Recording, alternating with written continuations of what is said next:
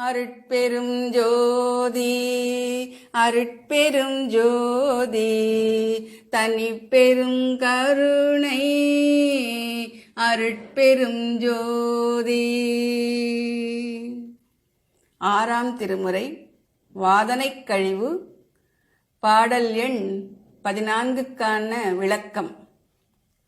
அவலமுற்று வருந்தும் பேய் போன்றவன் எனினும் என்னை வலிந்து ஆட்கொண்ட கருணை உருவாகிய பெருமானே, வேதங்கள் ஆகமங்களாகிய ஞான நூல்களை ஆராயாதவன், மற்றவற்றையும் முற்ற அறியாத சிறுமை உடையவன், நீயே மனமுவந்து அருள் புரிய நினைப்பாயின் எல்லா நலங்களும் நிறைந்து இனிது வாழ்வேன்.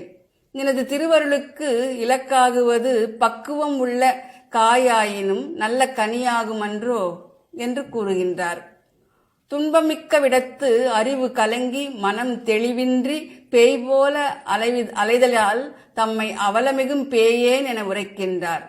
வேதமும் ஆகமங்களும் சமய மெய்ஞான நூல்களாதலால் அவற்றை முதற்கண் எடுத்து வேதாகமங்களை ஆயேன் என உரைக்கின்றார். பிற நூல்களையும் நான் கற்றதில்லை என்பாராய் நன்கு அறியேன் என்றும், அறியாமையால் சிறுமை உற்றவன் என்பதற்கு சிறியேன் என்றும் எடுத்துரைக்கின்றார். பேய் போல அலைந்து ஆயினும் என்னை உன்னையே நினைத்து ஒழுகுமாறு ஆட்கொண்டருளி அதற்கேது உனது திருவருள் என்பாராய் வலிந்து என்னை பெற்ற கருணை பெருமானே என்று கூறுகின்றார்.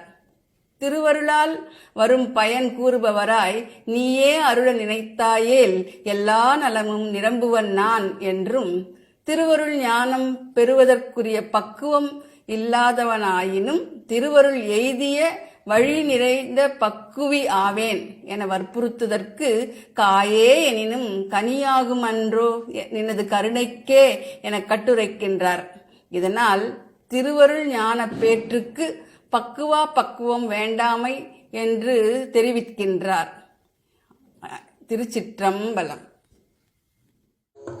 ஆயேன் வேதாகமங்களை நன்கறியேன், சிறியேன் அவலமிகும் பேயேன் எனினும் வலிந்தென்னை பெற்ற கருணை பெருமானே, நீயே அருள நினைத்தாயேல்